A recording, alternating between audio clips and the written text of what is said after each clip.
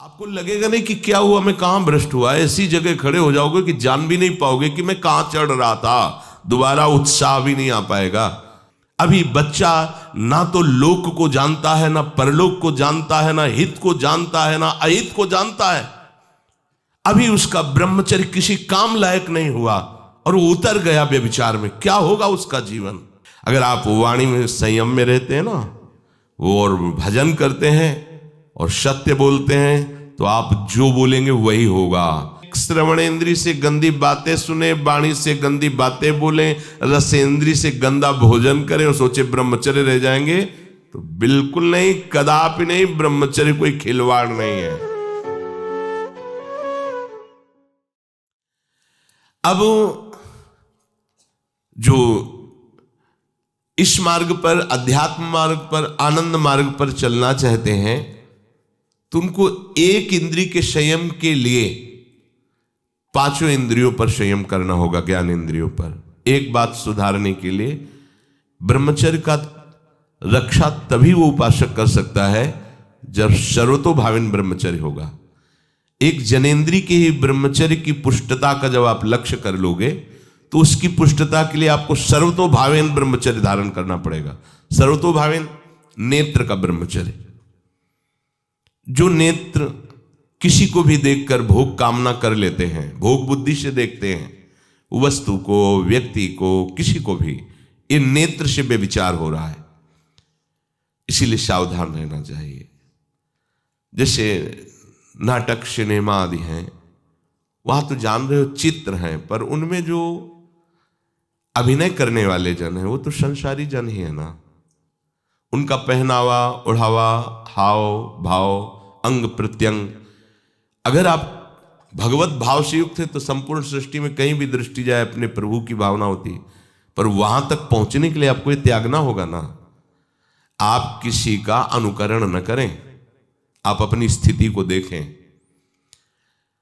अगर आप किसी का अनुकरण करते हैं कि हमने उनको देखा है, वो टीवी देख रहे हैं, तो टीवी में क्या देख रहे हैं, कहाँ स्थिति है, हमें क्या पता। हमको जहां पहुंचना है उसके लिए हमारे लिए बाधक है, हमें नहीं देखना है। अगर आप माना कि कोई नाटक ही देख रहे हैं, कोई ऐसे सीरियल ही देख रहे हैं, पर उसमें अभिनय करने वाले तो संसारी भोगी पुरुष ही है ना। आप कोई त्यागी जितेंद्री महात्मा को थोड़ी देख रहे हैं। तो उस देखने में तन्मयता आती है, जिसको हम देखते हैं उस पर हम आसक्त होते हैं, तभी तो उसका सुख दुख अनुभव होता है। देखो कोई ऐसी रोने वाली सीन आए तो रोना आ जाएगा, हंसने वाली आ जाए तो हंसना आ जाएगा, ऐसे तो उसका प्रभाव हम पर पड़ रहा है ना। तो हम किसी के अभिनय करने वाले के अंग प्रत्यंग को देख रहे हैं और वो कामुक होकर कोई काम चेष्टा कर रहा है या कोई ऐसा, वो सारा का सारा मन कवर कर रहा है आपका। और एकांत होते ही फिर जो मन अपना मनमानी करवाएगा, आप नहीं सह पाएंगे। इसलिए नेत्र का ब्रह्मचर्य सबसे पहले शुरू कीजिए।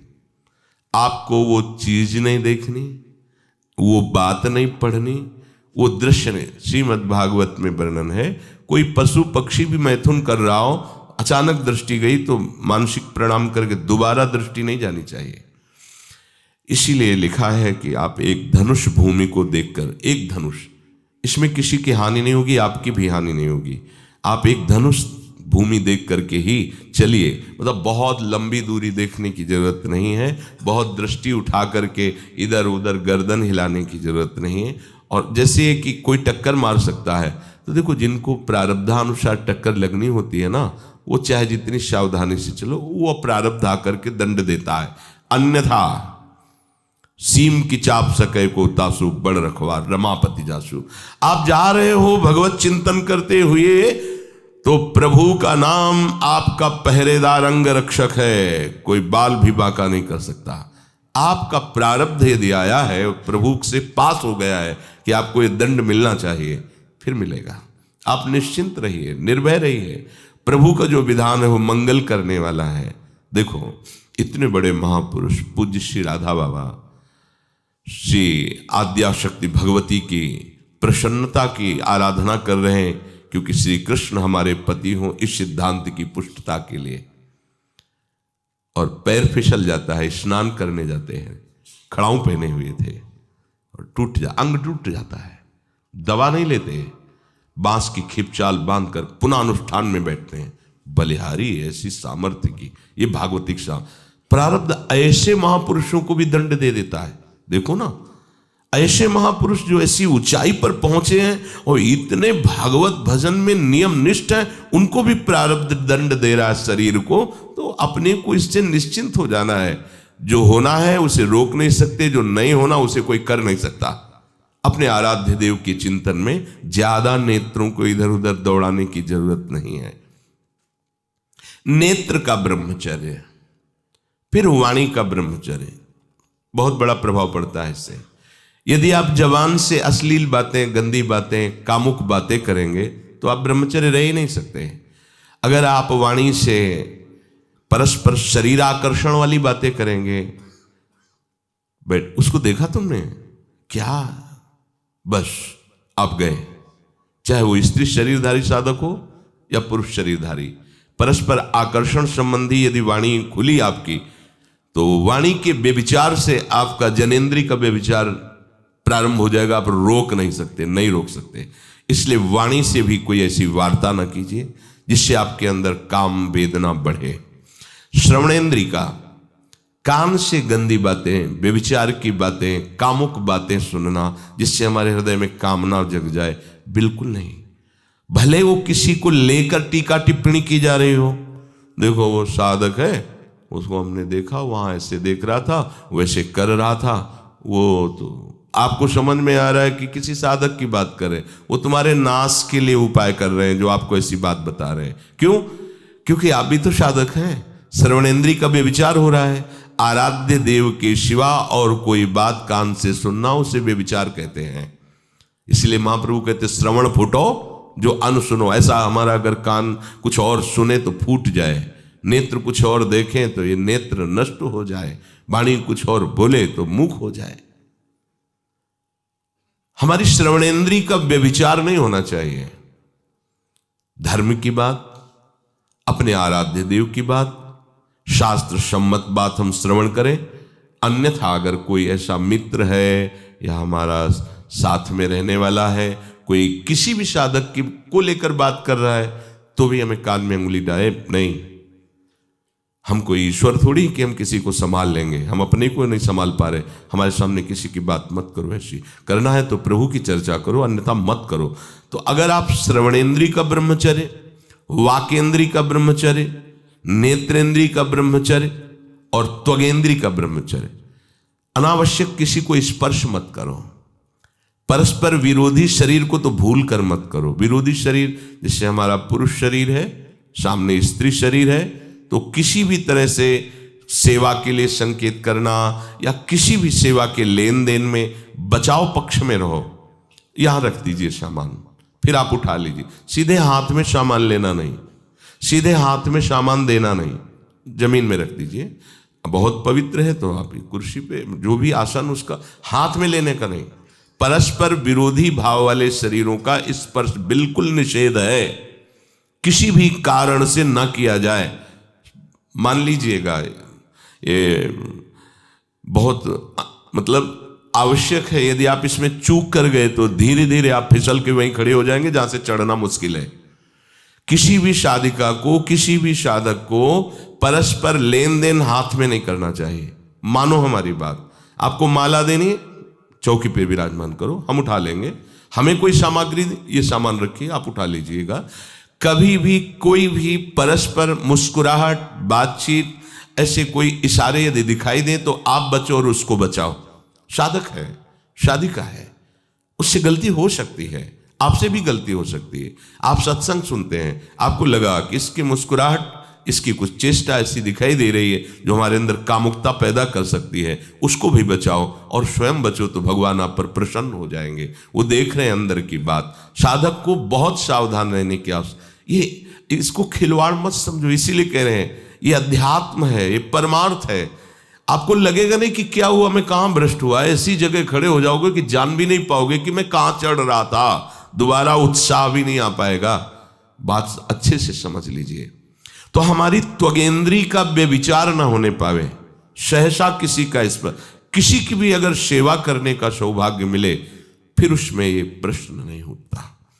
अगर कोई गिरा पड़ा है भला ऐसी स्थिति में कि मुझे अत्यंत आवश्यक है उसे उठाना, अगर नहीं उठाते तो वो कष्ट पा रहा, अचानक कोई गिर जाए, फिर हम ये नहीं देखेंगे, फिर ये हम सूत्र नहीं स्वीकार करेंगे कि अब हम तो ब्रह्मचारी हैं, अब हम खड़े खड़े देख, नहीं, उसको अत्यंत आवश्यकता है हमारी। अब उस समय हम भूल गए अपने आप को और उसको उठा करके अगर हमें अस्पताल ले जाना, अस्पताल ले जाएंगे, जरूरत है हम उसकी सेवा करेंगे।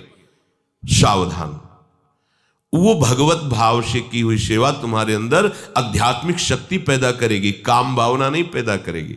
हमारी माँ बीमार हो और हमें उसे पता चला कि शौच कर दिया है, हमें शौचाना पड़े, हमें उसका मल धोना पड़े, तो क्या हमें काम जागृत हो जाएगा? क्या मेरी माँ है।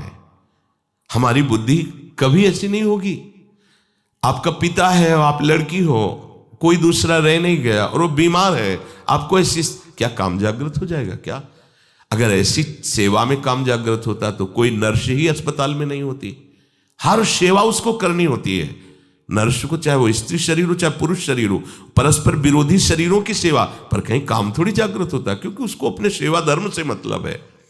तो ये सेवा के समय इस सूत्र को न देखा जाए, पर ध्यान रखें, अत्यंत आवश्यक जहां आपके सिवा नहीं हो सकता वहां अगर हमें ऐसा अवसर मिलता है कि सेवा उसे हो सकती है तो हम पहले उसे प्रेरित करेंगे।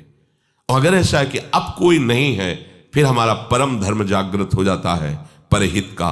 अगर हमारा कोई निंदा भी करे, कोई शरीर की भी हानि हो जाए, अब हम परवाह नहीं करते। परहित सरिस धर्म नहीं भाई, इससे बड़ा कोई धर्म नहीं है। पर ध्यान रखें, भगवान को साक्षी करके ये उस समय की बात है जहां बिल्कुल कोई अब गुंजाइश नहीं रह गई है। त्वगेंद्री को ऐसे सहसा किसी आप पुरुष शरीरधारी पुरुष को भी सहसा इससे आप में शक्ति जागृत होगी। यदि आप वाणी को मौन रखते हैं और भगवान नाम जप करते हैं और सत्य बोलते हैं, तो आप जब कभी जो कुछ भी बोलेंगे वैसा ही सत्य होगा।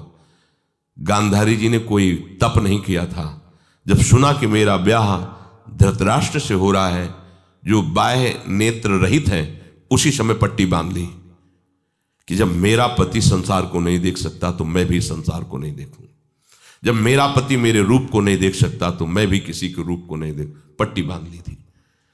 जब महाभारत का युद्ध चल रहा था, बड़े बड़े वीरों को मार गिराया जा रहा था, गांधारी ने दुर्योधन से कहा, सुन,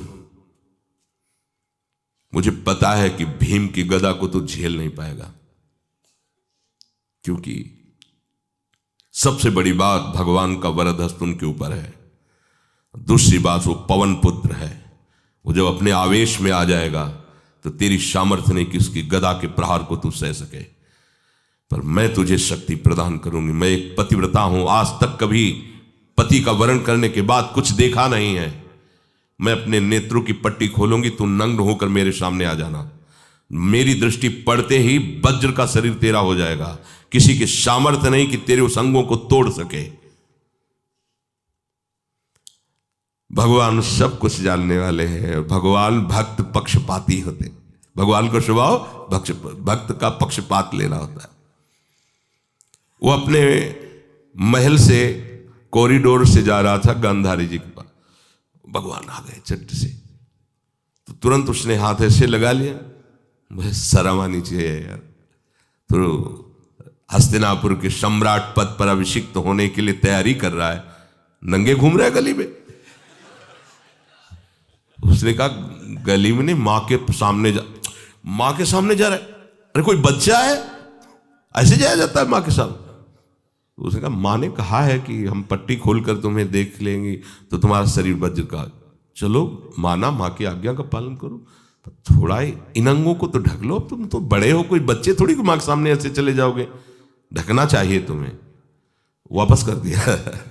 वो यहाँ ऐसे पत्तों से ढका, वस्त्र नहीं पहना, माँ की आज्ञा ऐसे पत्ते से ऐसे कमर से ऐसे ढक लिया, पीछे आगे ऐसे।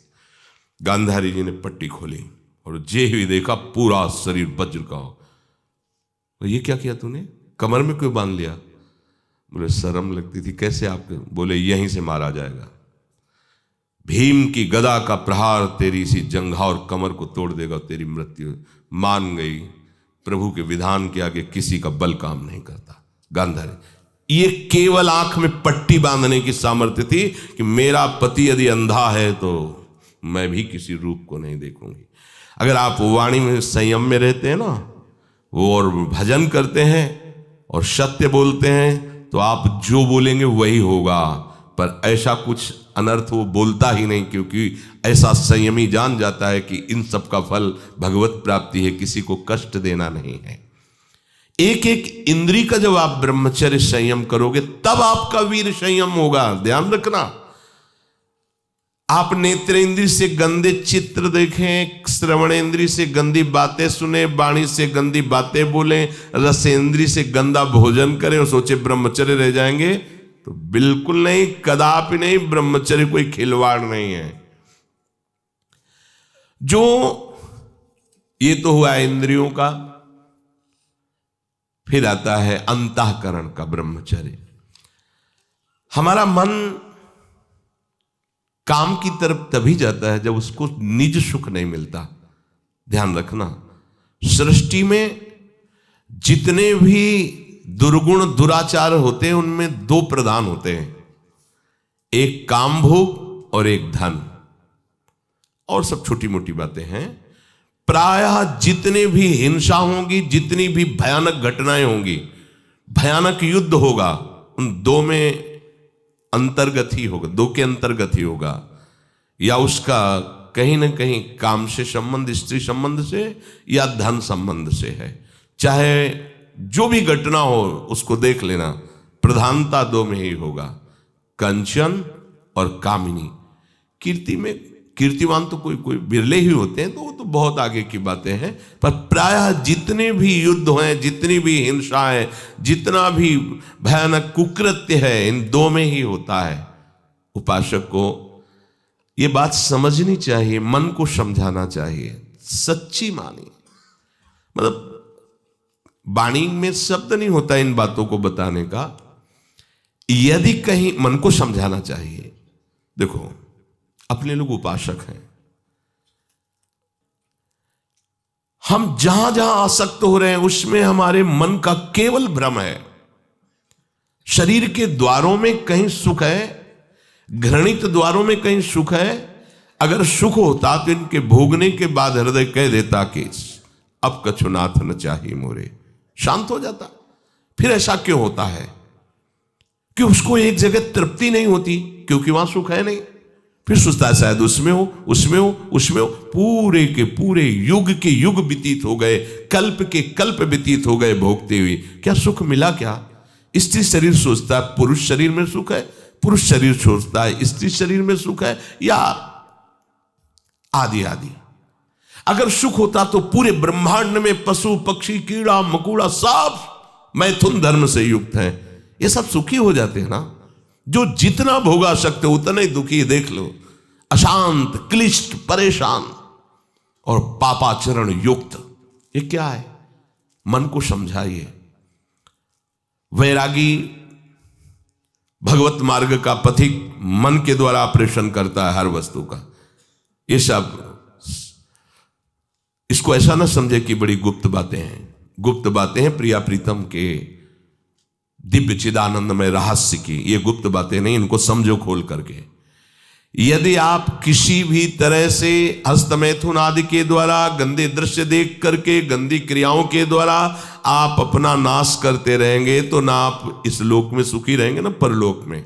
मान लीजिएगा, ये बातें ना तो कही जाती हैं और ना सुनी जाती हैं और ना समझी जाती हैं। इसीलिए हमारा बहुत ही आगे की पीढ़ी जो सनातन धर्मावलंबी, जो भागवत, हर देश से महान भारत देश को क्यों कहा गया? ऐसा भी है कि अन्य देश स्वीकार किया जाता है कि वो हमसे धनी है, स्वीकार किया जाता है कि वैज्ञानिक तत्वों में भी वो हमसे आगे हैं, पर भारत को महान धर्मशाली देश कहा गया है। कोई भी किसी भी देश का धर्मगुरु हो हमारे देश में आएगा और हमारी ऋषियों के सूत्रों से ही अपने धर्म को पुष्ट करेगा। साप का मूल जड़ भारत धर्म का है। कहीं भी हो, कहीं भी देख लो, चाहे जिस देश का नाम लो, कहीं ना कहीं किसी भारत के ब्रह्म ऋषि की छाप लेकर के डोल रहा है। भारत भोग प्रधान देश नहीं है, भारत धर्म प्रधान देश है। यहाँ धर्म गुरुओं के द्वारा धर्म स्थापना करके चलाया जाता है। यहाँ आज जो हम समझ रहे हैं कि बाहरी परिपाटी हमारे भारत में आ जाए तो भारत आधुनिक और सर्वश्रेष्ठ देश माना जाएगा, कभी नहीं। भारत अपनी परिपाटी से चलता है, तब सब देशों के ऊपर राज्य करता है। किसी भी देश में न पतिव्रता मिलेगी न यति मिलेगा, ब्रह्मचर्य का कहीं नामो निशान नहीं मिलेगा। ये भारत देश में ही मिलेगा। यहाँ ब्रह्मचारी मिलेंगे, यहाँ सती मिलेंगे, यहाँ प्राणपण से धर्म का पालन करने वाले मिलेंगे। अब हमारे जो नई पीढ़ी है वो आधुनिकता को स्वीकार कर रही। गर्लफ्रेंड बॉयफ्रेंड कौन सा रिलेशन है, लिव इन रिलेशन, ये हमारे कहीं किसी भी धर्म ग्रंथ में लिखा हो तो आप बता दीजिए। बाल्यावस्था से आज तक जितने भी धर्म ग्रंथों का स्वाध्याय हुआ कहीं भी लिखा हो तो ये बोलो सर्वनाश का स्वरूप है कि नहीं है। अभी बच्चा ना तो लोक को जानता है, ना परलोक को जानता है, ना हित को जानता है, ना अहित को जानता है। अभी उसका ब्रह्मचर्य किसी काम लायक नहीं हुआ और वो उतर गया व्यभिचार में। क्या होगा उसका जीवन, क्या होगा जीवन, चाहे वो स्त्री स्वरूप में चाहे पुरुष स्वरूप में हो। क्या बिना संयम के ये पशुता के व्यवहार से किसी की ना लौकिक उन्नति होती है ना परमार्थिक उन्नति होती है। पर कौन सुनेगा, यही कहा जाएगा पुराने जमाने के शास्त्रों को केवल वर्णन कर रहे हैं, ये क्या जाने आधुनिक जमाने को। तो आधुनिक जमाने की दशा क्या हो रही है, आंख खोल करके देखो। कोई बात नहीं, दोस्त बनाना कोई बुरी बात नहीं, इस बात को हम मानते हैं। स्त्री शरीरधारी पुरुष शरीर को मित्र बना सकता है, कोई दोष नहीं। पुरुष शरीरधारी स्त्री को मित्र बना सकता है, कोई दोष नहीं। लेकिन मित्र का क्या कर्तव्य होता है, कुपंथ निवार सुपंथ चलावा, कुमार्ग से हटा करके सुपंथ में चलाना, उसकी समस्याओं को दूर करके उसको आनंद में से युक्त करना, उसको सहयोग करना, ना कि शोषण करना। दोस्ती कहते हैं उसके दुखों को मिटा करके उसको शांति और सुख के मार्ग में ले जाना। इसीलिए ये जो आधुनिकता बढ़ रही है, ये जो खान पान गलत हो रहा है, ये जो दर्शन गलत हो रहा है, तो इस जमाने में ब्रह्मचर्य ये केवल शब्द ही लिखा मिलेगा, जीवन में नहीं मिलेगा। नए नए बच्चे व्यसन कर रहे हैं, नशा कर रहे हैं, गंदे आचरण कर रहे हैं, क्या होगा, कैसे आगे कोई समझेगा शास्त्र क्या है, धर्म क्या है, बल क्या है। आज नवयुवक 16 से 28 के बीच में कोई ऐसा नहीं दिखाई देता है जिसमें आध्यात्मिक थोड़ा भी बल हो, काम क्रोध आदि सहने की सामर्थ्य हो। अपने बूढ़े माता पिता को थप्पड़ मार रहे हैं, बूढ़े माता पिता को गाली दे रहे हैं, बूढ़े माता पिता जिन्होंने खवा पिला के इतना बड़ा, उन्हें अनाथालय भिजवाया जा रहा है, उनको छोड़ दिया जा रहा है। आप विदेश घूम रहे हैं, उनके खाने की व्यवस्था घर में नहीं। क्या है ये, आज आधुनिक विद्या का ये प्रभाव है। विद्या विनयम ददाति, जो अपने वयोवृद्धों की सेवा नहीं कर सकता वो क्या विद्या पढ़ा, जो दूसरों की रक्षा नहीं कर सकता क्या विद्या पढ़ा। क्या विद्या का यही स्वरूप है दूसरे का शोषण करना, क्या विद्या का यही स्वरूप है कि शराब पीना, ड्रग्स का ये नशा करना, ये क्या विद्या सिखाती है। वो कहा जाता है आज तो आधुनिक विद्या बढ़ रही, मुझे लगता है संयम में रहना ही विद्या का वास्तविक स्वरूप है। अपने इंद्रियों को संयम में रखना, अपने को संयम में रखना, बुजुर्गों का, गुरुजनों का, शास्त्र का, भगवान का भय रखना हृदय में। ऐसा नहीं, आप तभी निर्भय हो पाओगे यदि शास्त्र का भय नहीं, भगवान का भय नहीं, धर्म का भय नहीं, तो फिर आप वहां पहुंच जाओगे जहां भय ही भय।